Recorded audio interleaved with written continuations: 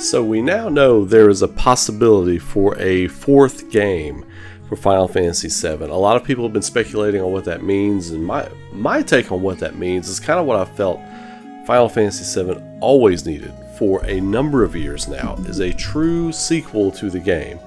I'm not talking about Remake Part 4, I'm not talking about anything like that.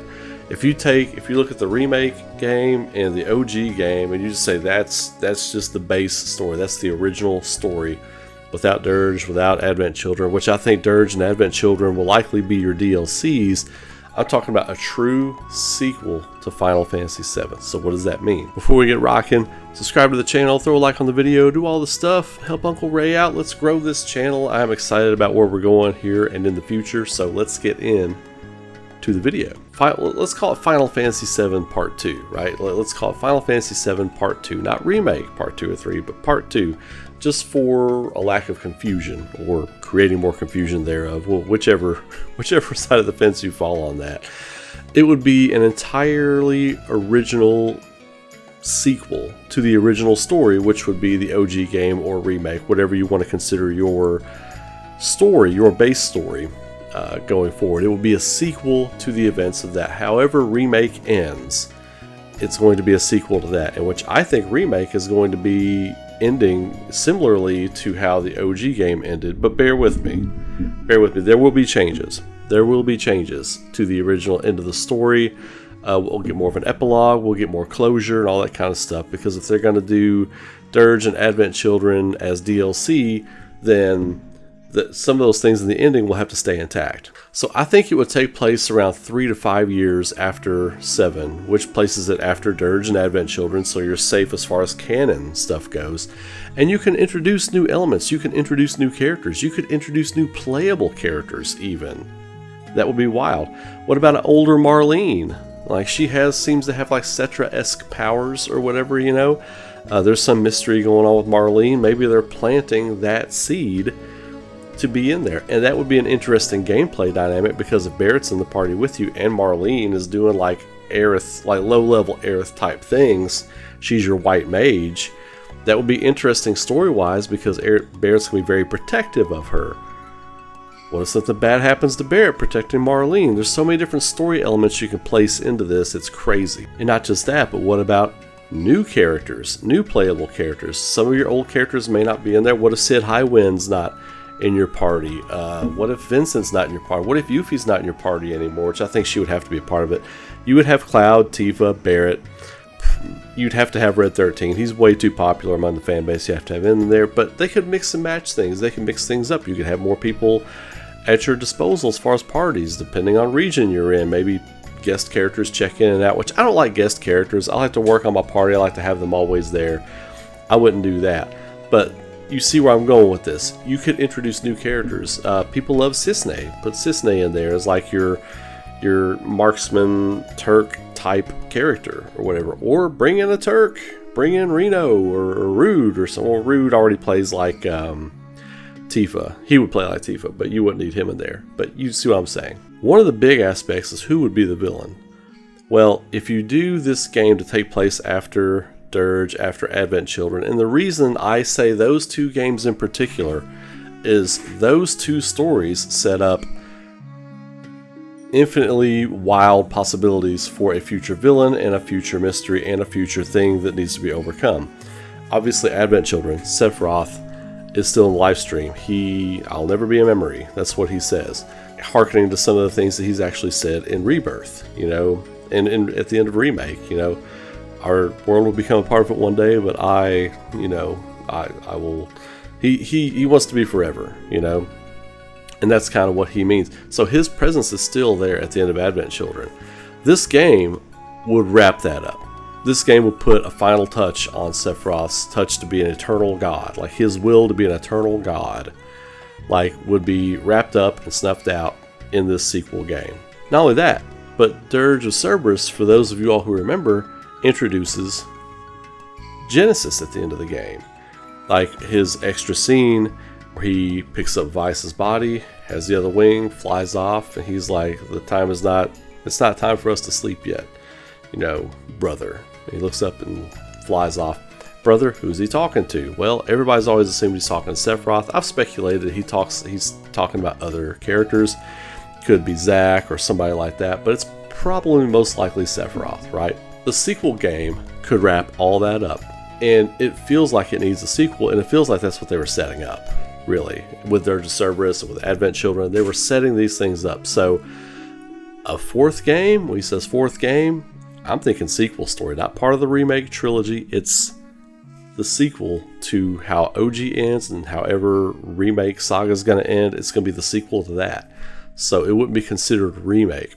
Now, what are they doing? What would be the plot, the premise, or whatever? If Genesis is not in Remake Part 3, or even if he is absolutely going to be in the sequel title, just based on what they set up at the end of Dirge of Cerberus.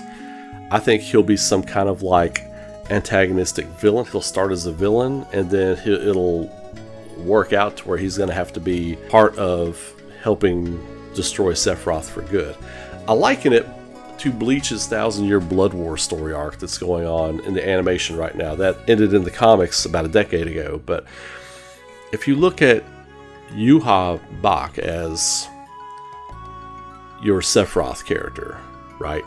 This eternal, been here forever, caused problems forever, is trying to be he's trying to become God. He's trying to become the ruler of the universe in many ways, like Yuha Bak and Sephiroth parallel in a lot of ways. And then you've got your Genesis type character who is a villain. I liken him more kind of to Aizen in this story. Not as cool as Aizen for sure. He's definitely not as cool as Aizen, but a villain who locked away, defeated, and actually, yeah, it's actually crazy parallel.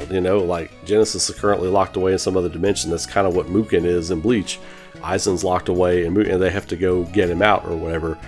Genesis is already out at the end of Dirge of Cerberus. He released himself from his pocket dimension or whatever, and he's here, relying on him for help to help take down the big bad. What becomes of Genesis, who knows? Maybe he dies or something, or he's absorbed into Sephiroth. The ultimate Sephiroth has 2 wings or whatever, and that was kind of my original theory with Genesis, was he was going to have some role to play, but Sephiroth was going to absorb him in some way and be whole, have 2 wings, be godly, or that kind of thing. So I think the sequel game would have some kind of plot that involves that. Involves somehow fusing Genesis into Sephiroth, 2 wings, dual winged angel, speed up the tempo on one winged angel, and a little more rock guitar, a couple solos, the full version. But yeah, I think it'll have something to do with that if they do the sequel, and I think it'll be a long game. And the reason I think it could be that is because they are continuing the work they've done. They built the whole world of Gaia. Remake 3 is going to be impressively massive. I was impressed with Rebirth. I'm currently playing through Rebirth again and doing some cleanup. I'm thoroughly impressed with that game. The way they built Gaia, the way they fleshed things out. It's crazy how good that game is. But I've really enjoyed my time with that. Now, it's the end game, right? So what is the point of all this? I think you get Zack and Aerith in the live stream, kind of like doing their Obi-Wan Kenobi bit, from beyond, maybe. Having a connection to Cloud. Cloud will have an unending connection to the planet, I feel like, after the remake saga. I think that's one of the things they're setting up, is that Cloud will have I don't think he'll be able to commune with the planet, but I think he'll be able to commune with him easily. Treat him as a Cetra. Maybe he is part Cetra. I don't think he is. I think he's just a regular guy. I don't want them to special him up. But it'd be interesting if they use Cloud as this guy who can be communicated to through the live stream. And I think Marlene's going to be in that vein as well. But ultimately the wrap-up is going to be cleaning Genova's influence out of the live stream, completely wiping it out so the planet can get back to good, get back to what it needs to be, and replenishing the live stream, replenishing the planet, healing the planet, all that kind of stuff. And I think the end of this game would be the happy ending. It would be the ending that leads to Red 13 and his cubs running and seeing the planet survived. The planet survived. Like the destruction of Midgar, right? The fact that Midgar's all grown up with trees and stuff at the end of that or whatever, the planet took it back. Like the planet healed, the planet took it back. That doesn't necessarily mean that all humans are dead. Like everybody's gone. It doesn't mean that. It just means that is a symbol that the planet won. Well, how did the planet win? Because it can't currently win in its current state because of all the stuff that's going on with Genova's influence, the live stream, the positive and negative live stream. You got to clean that up. And I think a sequel game would be geared toward cleaning that up. I think your DLC, or your Advent Children DLC, gets Cloud back to good and everything, gets him his closure with everything that happened and all that kind of stuff, on the way to a smile, right? On the way to him being good. Then Dirge of Cerberus, the point of that is to introduce this new threat that will take us into the final act of the story. If Remake and the OG game are part one of the story, you could look at Dirge of Cerberus and Advent Children and some stuff in between. Like, they could add a little few things. They could flesh out Dirge. They could flesh out Advent Children. They could flesh those things out, or add a little something in between to kind of help flesh that, make it feel like a full kind of second act, setting up a third act, which would be a final game. I'd be cool with that. I think that would be a really cool way to go about it. I think that's kind of what they're hinting at. I don't think they're planning 100% to do that yet, but I think they're leaning toward it. Or Hamaguchi wouldn't have come out and said that. So anyway, post your thoughts on that. Let me know what you think about that idea, that theory, that rambling of thoughts from Uncle Ray today. And I appreciate all of you all helping me get to my goals. We're trucking toward 10,000 subscribers, so help us out by subscribing to the channel, throwing a like on the video, sharing it around.